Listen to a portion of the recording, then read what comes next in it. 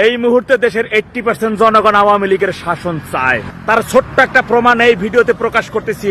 আর একটা জরিপ অন্য আর একটা ভিডিওতে বলবো। সম্প্রতি 19 বছর বা তার অধিক শাস্তির বিধান রেখা আওয়ামী লীগের নিষিদ্ধ আইনে পরিণত করে ফ্যাসিস্ট তারেক।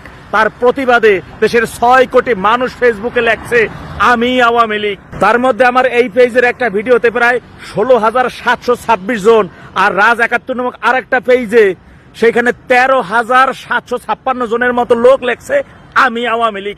এইখানে প্রায় 30,000-এর উপরে আমি আওয়ামী লীগ লেখায় এই 6 কোটি মানুষের 90% পিতা মাতা ফেসবুক কি বোঝে না, হেরা বাটন ফোন ব্যবহার করে, অনেকে ফোনই ব্যবহার করে না।